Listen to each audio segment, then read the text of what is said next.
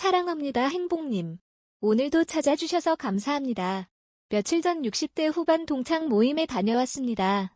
누구는 아직도 현역처럼 바쁘게 산다 하고 누구는 벌써 무릎이 안 좋아서 계단도 못 오른다 하고 그렇게 한 명씩 돌아가며 안부를 나누는데 이상하게도 사람들 시선이 자꾸만 한 사람에게 쏠리더군요.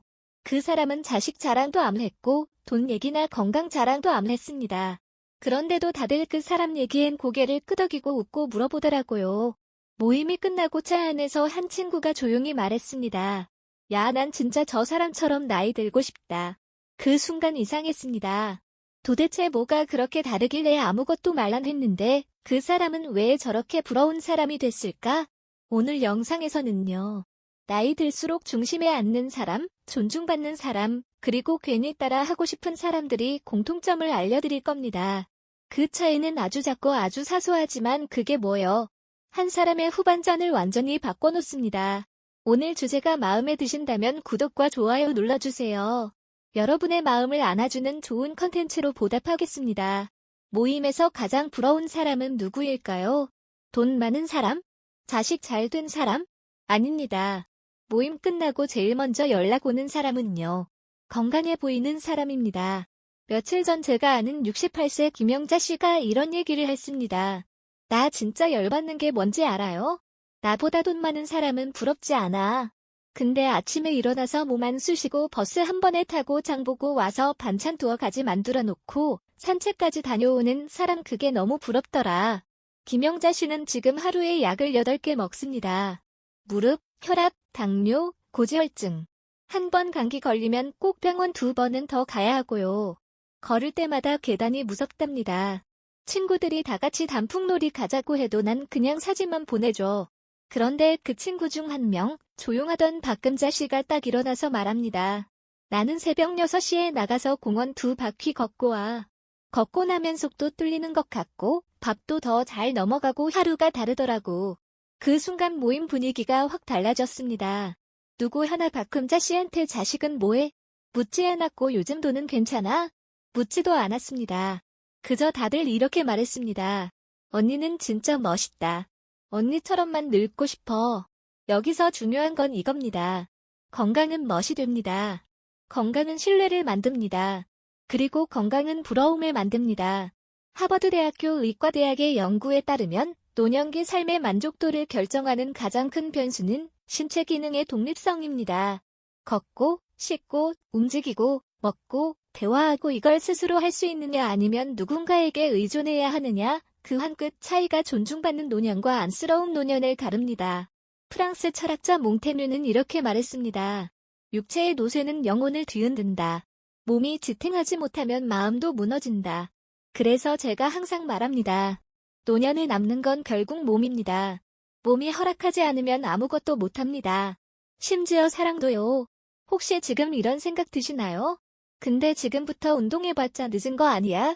이미 병이 있는데 뭐 어쩌라고? 그렇지 않습니다. 2021년 서울 아산병원의 실험에 따르면 60세 이후에도 하루 30분 걷기 운동을 3개월 이상 한 그룹은 우울감, 수면장애, 관절통, 심지어 인지 기능까지 유의미하게 개선된 것으로 나타났습니다.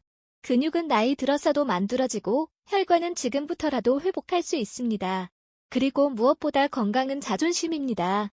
아프다는 말 한마디 안 해도 허리 펴고 걷는 그 뒷모습 하나로 사람들이 대하는 태도가 달라집니다.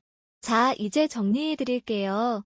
건강한 사람은 자랑하지 않아도 중심에 섭니다. 몸을 가꾸는 사람은 말하지 않아도 품이 생깁니다. 건강은 늦게 시작해도 이자는 쌓입니다. 오늘부터 딱 이것만 하세요. 아침에 일어나서 공복 스트레칭 3분, 하루 30분 걸으세요.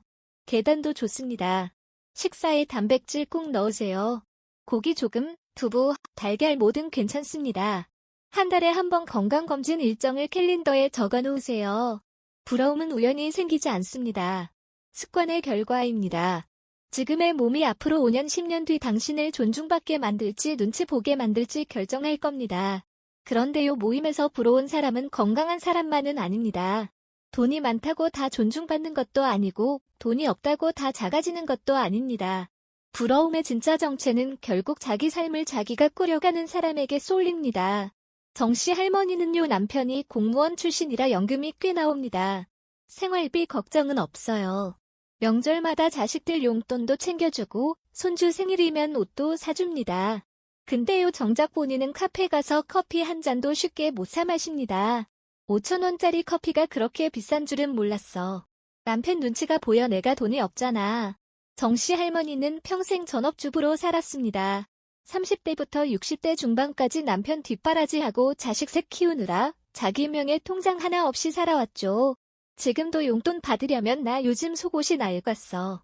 이 말부터 꺼내야 합니다. 그 사람이 나쁜 건 아니야. 근데 매달 손 벌리는 느낌 그게 너무 창피하고 속상해요. 그런데요 같은 모임에 나오는 강씨 할머니는 그렇게 부유하진 않습니다. 한때 동네 옷가게에서 일했고 지금은 어린이집에서 주 3일 급식 도우미로 일합니다. 월급 70만 원. 그런데도요 그분은 말합니다. 그 돈이면 충분해요. 이건 내 돈이잖아요. 돈의 액수가 아니라 그걸 쓰는 태도에서 삶의 무게가 갈립니다. 같은 70만 원이라도 누구는 쓸 때 숨죽이고 눈치 보며 쓰고 누구는 쓸 때 어깨 펴고 웃으면서 씁니다. 서울대 노년학 연구소 보고서에 따르면 65세 이상 노인의 자존감은 경제 수준보다 경제적 통제력과 더 밀접한 관련이 있다고 합니다. 쉽게 말해 내가 버는 돈 내가 쓰는 돈이 있어야 사람이 작아지지 않습니다. 여기서 심리학자 에리 프롬의 말이 떠오릅니다. 소유가 자유를 만든다고 착각하지만 진짜 자유는 내가 그것을 선택할 수 있을 때 생긴다. 정씨 할머니는 소유는 했지만 선택권이 없었습니다. 강씨 할머니는 많이 가진 건 아니지만 쓰는 권리는 자기 손에 있습니다. 또 하나 중요한 게 있습니다. 돈이 있느냐 없느냐보다 돈을 어떤 감정과 연결시켜 왔느냐가 노년의 삶을 결정합니다. 정씨 할머니는 남편에게 의존하면서 돈은 허락받아야 하는 것으로 인식되었고 강씨 할머니는 스스로 벌면서 돈은 내가 나를 책임지는 방법으로 느낍니다. 이게 존중받는 삶과 눈치 보는 삶을 가르는 경계선입니다. 혹시 지금 이런 생각 드시나요? 나는 지금 일도 못하고 연금도 적은데 이제 와서 뭘 하라는 거야. 괜찮습니다. 지금부터라도 경제 감각을 회복하시면 됩니다. 자기 명의 통장을 따로 만들고 아주 적은 금액이라도 내가 쓸 수 있는 예산을 나 스스로 정하세요. 그게 3만 원이어도 괜찮습니다. 그건 자존감 통장입니다. 그리고 지금 이 영상을 보고 있는 분들은 자녀나 배우자에게 난 돈 필요 없어 그렇게 말하지 마세요. 그 말이 나중에 엄마는 괜찮으니까 이건 아빠 몫이 아니야. 굳이 드릴 필요는 없겠지 이렇게 돌아옵니다. 정말 필요한 건 큰돈이 아니라 내가 나를 위해 쓸 수 있는 권리입니다. 자, 정리해드릴게요. 돈이 많은데도 안쓰럽게 보이는 사람은 늘 허락받듯이 씁니다. 돈이 많진 않아도 당당한 사람은 자기가 쓸 줄 압니다. 노후의 자존감은 수입이 아니라 주도권에서 나옵니다. 자, 지금까지는 몸이 건강한 사람이 부럽고 자기 돈 쓰는 사람이 당당하다는 이야기 함께 살펴보았습니다. 그런데요, 정말 많은 분들이 가장 늦게 가장 깊이 후회하는 게 있습니다. 바로 가족에게 모든 걸 주었는데 정작 나는 외롭다는 현실입니다. 정씨 할머니는 교사로 30년 넘게 일했습니다. 월급 대부분을 자녀 교육비에 썼고 명문대 보내려고 과외비만 한 달에 몇백씩 결혼할 때는 자식들 집까지 마련해줬습니다. 그때는 그게 당연한 줄 알았대요. 나는 없어도 되니까 애들만 잘 되면 됐지. 근데 지금은요. 큰딸은 미국에 있고 아들은 지방에서 바빠서 전화도 잘 못하고 작은딸은 육아하느라 정신이 없습니다. 명절에나 잠깐 보는 게 전부예요. 전화도 내가 먼저 해야 받아요. 아픈 얘기는 안 하게 돼요. 괜히 말 꺼냈다가 더 부담될까봐 그 말 끝에 정씨 할머니가 조용히 덧붙였습니다. 나는 그냥 너무 모든 걸 줘버린 게 아닌가 싶어요. 내 마음도, 시간도, 돈도, 내 인생도 그러다 보니 지금은 나한테 남은 게 없어요. 그렇다고 자식들이 못됐다는 얘기는 아닙니다. 문제는 그 관계의 여유가 사라졌다는 겁니다. 주고 또 주고 다 주다 보면 남은 마음조차 말라버립니다. 반대로요. 같은 복지관에 다니는 윤씨, 할머니와 최씨 할아버지 부부는 자식들 다 대학까지만 도와주고 그 이후엔 스스로 서도록 했습니다. 우리는 처음부터 자식은 잠시 맡은 인연이라 생각했어요. 너무 오래 붙잡고 있으면 배도 힘들고 나도 힘들어요. 이 부부는 자식한테 너무 의존하지 않으려고 오히려 더 부부끼리 시간을 보내는데 집중했습니다. 매주 토요일은 둘만의 날 영화도 보고 텃밭도 가꾸고 일주일에 한 번은 꼭 손잡고 동네 한 바퀴 걷습니다. 그리고 놀라운 건요. 이런 부모를 자식들이 더 자주 찾는다는 겁니다. 엄마 아빠가 우리 없이도 잘 지내니까 안심이 돼요. 그래서 더 연락하게 돼요. 서울대의 노년사회학 연구에 따르면 노년기 삶의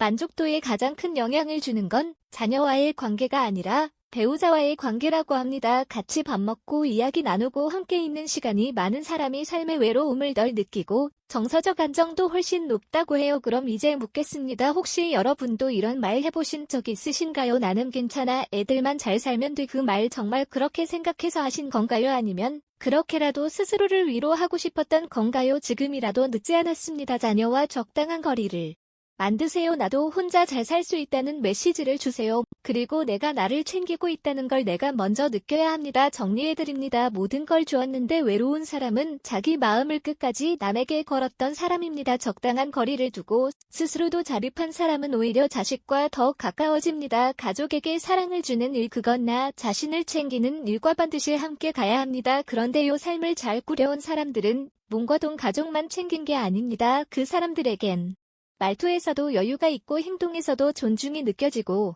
분위기에서도 사람을 편하게 하는 뭔가가 있습니다. 반대로 겉으로는 멀쩡한데 어딘가 불편하고 괜히 피하고 싶은 사람들도 있습니다. 그 차이 이제부터 살펴보겠습니다. 정씨 할머니는 모임에 가면 항상 먼저 연락을 받습니다. 같이 가자고 자리가 비었다고 언제나 찾는 사람이 많아요. 그런데요, 그 모임에 늘 나오는 또 한 사람이 있습니다. 겉으로 보면 깔끔하게 있고 말도 예의 있게 합니다. 근데요, 사람들이 그 사람 옆엔 잘 앉지 않아요. 왜일까요? 정말 이상하게도 말로는 늘 잘해요. 아유, 그런 일도 하셨어요. 진짜 대단하시네요. 아이고, 이 나이에 이 정도면 잘 지내시는 거죠. 그런데 듣고 나면 왠지 기분이 안 좋습니다. 칭찬을 들은 것 같은데 묘하게 기분이 상해요. 그 사람은 말을 할 때 항상 위에서 내려다보는 톤이 있습니다. 말투는 공손한데 표정은 빈정거리듯 웃고 시사는 사람을 제듯 봅니다. 그리고 대화할 때는 상대가 하는 말보다 자기 할 말을 더 중요하게 생각하죠. 그래서 사람들은요, 겉으로는 웃지만 속으로는 피하게 됩니다. 괜히 기분 나빠질까봐 한마디 하면 또 뭐라 할 것 같아서 말 돌려서 지적하잖아. 반대로 민정씨는 말수가 많지 않습니다. 자기 자랑도 안 하고 딱히 눈에 띄지도 않아요. 근데 누구든 속상한 일이 생기면 먼저 떠오르는 사람이 바로 민정씨입니다. 왜냐고요? 이 사람은 들을 줄 알거든요. 중간에 끊지 않고 판단하지 않고 고개 끄덕이며 가만히 들어줍니다.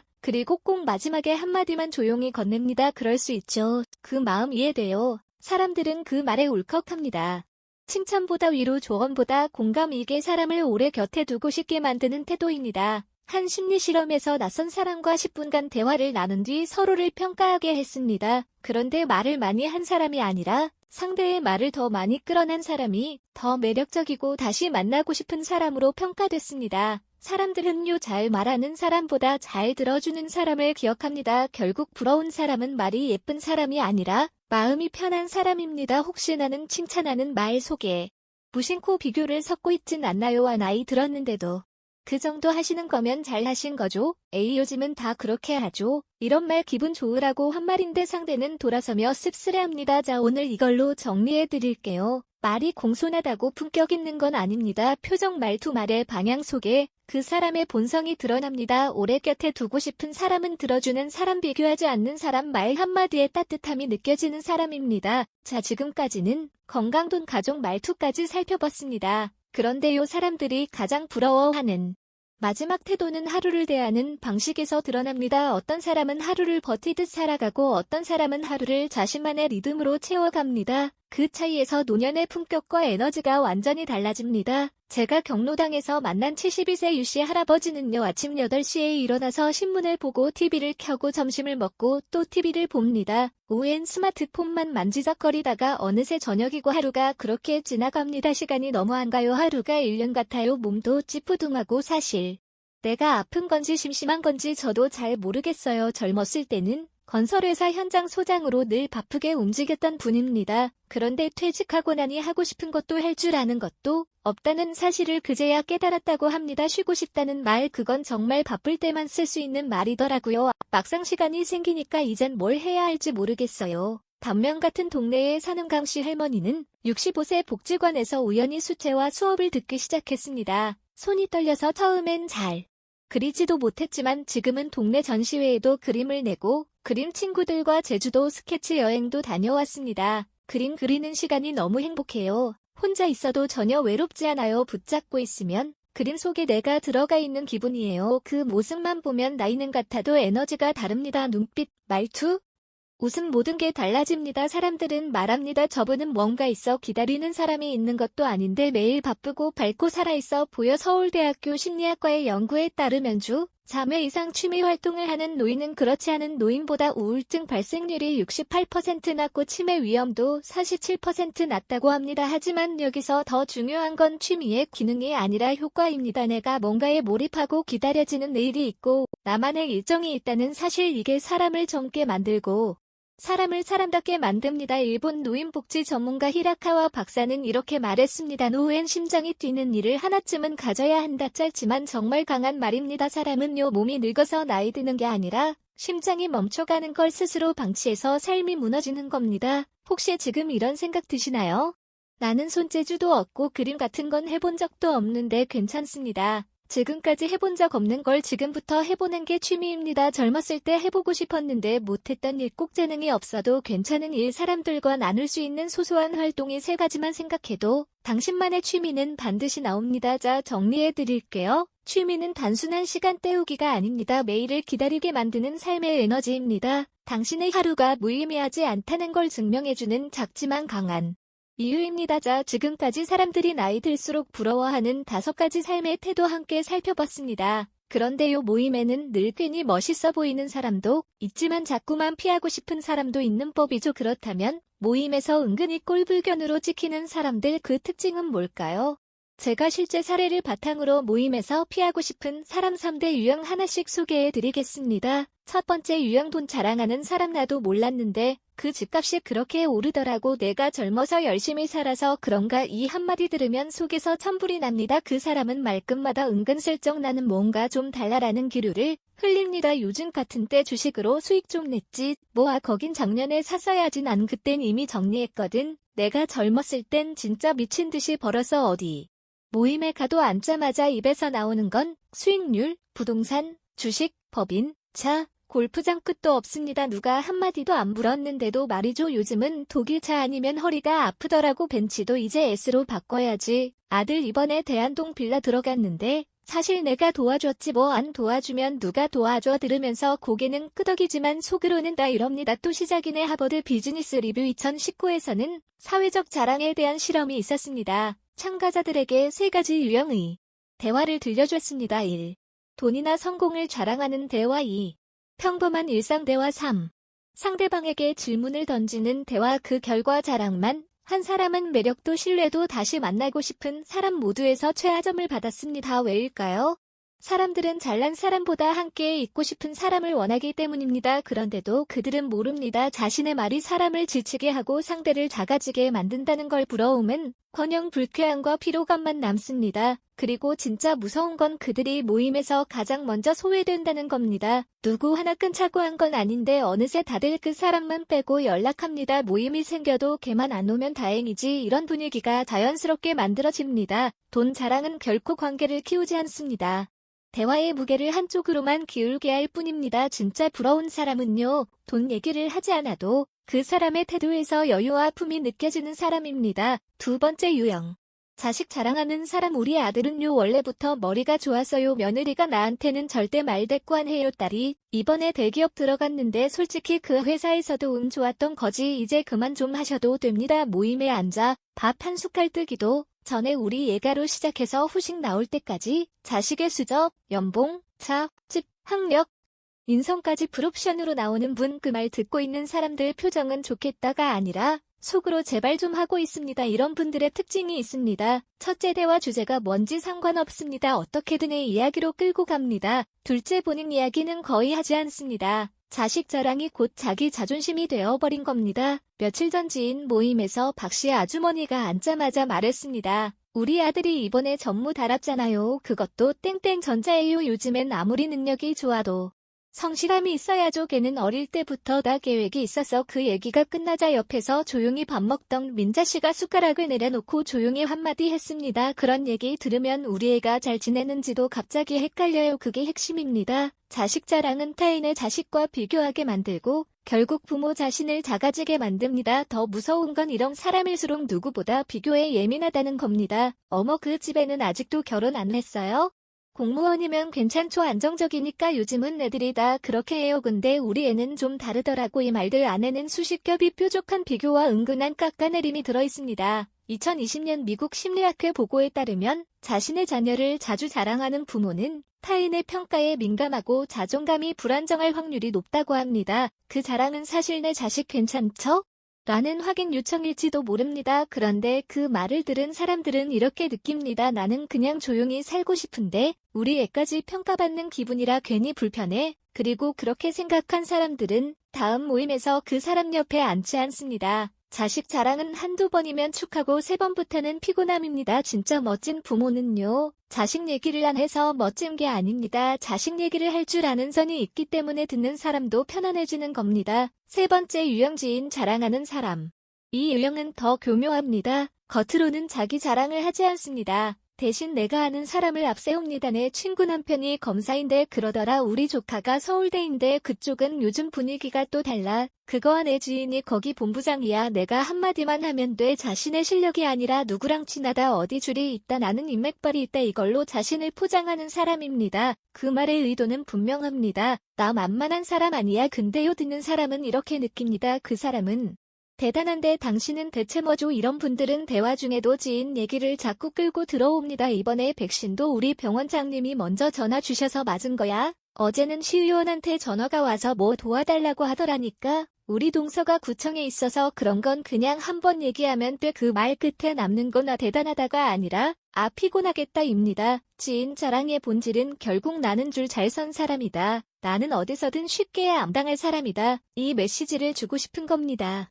하지만 그 말이 반복되면 반복될수록 사람들은 그에게서 점점 자기 말만 하는 사람의 인상을 받습니다. 그리고 점점 마음을 닫아갑니다. 왜냐고요? 그 지인이 아무리 대단해도 당신은 나랑 어떤 관계를 맺고 싶은 건지 그게 안 보이기 때문입니다. 이런 사람 옆에 있으면 늘 비교당하고 늘 작은 사람이 된 느낌이 듭니다. 어쩌다 내가 이 얘기를 듣고 있지? 지금 나를 보고 얘기하는 건가 하는 생각이 머릿속에 떠돌기 시작하죠. 그리고 결국 사람들은 조용히 거리를 둡니다. 말은 안 해도 속으로는 이렇게 생각합니다. 그렇게 친한 사람 많다며 그럼 그 사람들이랑만 지내시지요. 지인 자랑은 관계를 넓혀주는 말이 아니라 거리감을 만드는 말입니다. 정말 매력 있는 사람은 내가 아는 사람을 자랑하지 않고 지금 눈앞의 사람에게 집중하는 사람입니다. 지금 이 순간 내 앞에 있는 사람을 존중하지 못하면 아무리 대단한 사람을 안다 해도 그건 허세에 불과합니다. 지금까지 사람들이 나이 들수록 유독 부러워하는 5가지 삶의 태도를 함께 살펴봤습니다.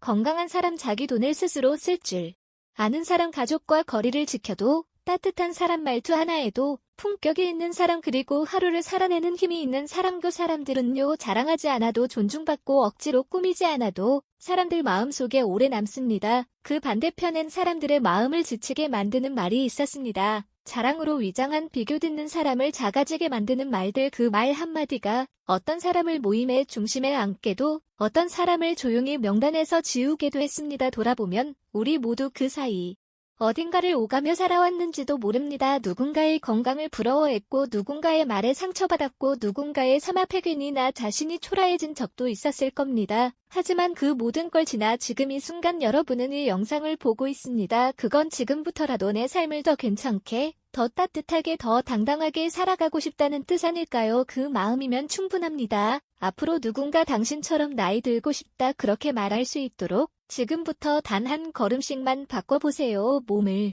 돌보고 나를 위해 돈을 쓰고 말 한마디를 품고 내 하루를 내가 책임지는 것, 그것만으로도 당신의 후반전은 충분히 아름다워질 수 있습니다. 끝까지 함께 해주셔서 감사합니다. 지금 이 순간부터 당신의 삶이 조용히 빛나기 시작하길 바랍니다. 끝까지 시청해주셔서 감사드립니다. 오늘 영상을 보며 여러분은 어떤 생각이 드셨나요? 여러분의 경험과 생각을 댓글로 나눠주세요. 여러분의 이야기가 누군가에게 큰 위로와 깨달음이 될 것입니다. 오늘도 끝까지 시청해주신 여러분께 깊은 감사를 드립니다. 오늘 영상이 도움이 되셨다면 소중한 분들께 공유해주시고 구독과 좋아요로 저를 응원해주세요. 여러분과의 소중한 연결이 저에게 큰 힘이 됩니다. 오늘도 여러분의 행복을 빕니다. 이상으로 행복주문서였습니다.